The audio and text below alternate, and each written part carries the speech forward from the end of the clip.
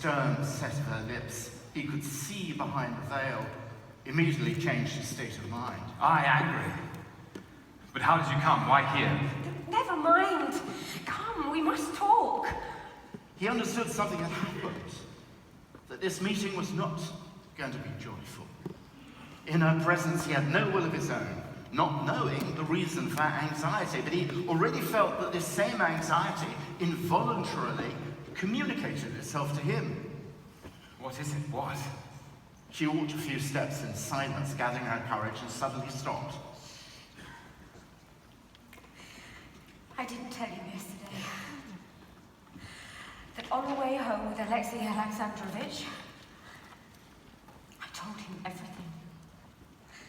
I said that I could not be his wife, that... I told him everything. He listened to her, involuntarily leaning his whole body towards her as if wishing in his way to soften the difficulty of her situation. But as soon as she'd said it, she suddenly straightened up and his face acquired a proud and stern expression. Yes, it's better, 1,000 times better.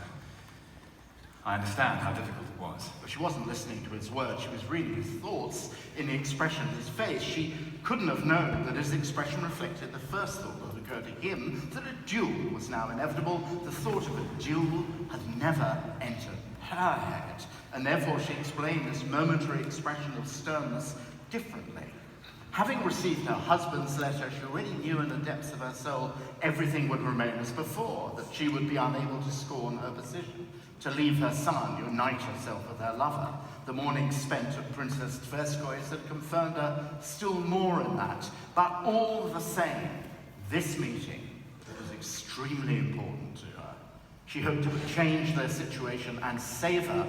If, at this news, he should say to her resolutely, passionately, without a moment's hesitation, abandon everything and fly away with me. She would leave her son and go with him, but the news did not produce in him what she expected. He only seemed insulted by something.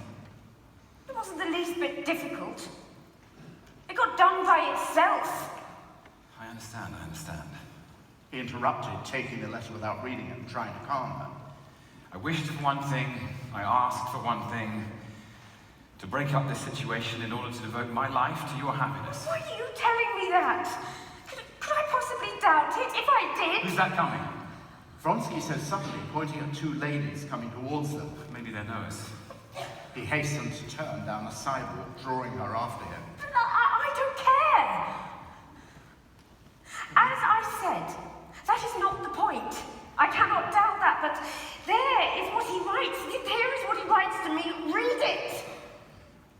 Again, as in the first moment of the news of her break with her husband, Vronsky, while reading the letter, involuntarily yielded to the natural impression aroused in him by his attitude towards the insulted husband. Now, as he held the letter in his hands, he involuntarily pictured to himself the challenge he'd probably find today or tomorrow, the duel itself, during which he'd stand with the same cold and proud expression now in his face, having fired into the air, awaiting the insulted husband's shot. And at once there flashed into his head what he himself had thought that morning, that it was better not to bind himself.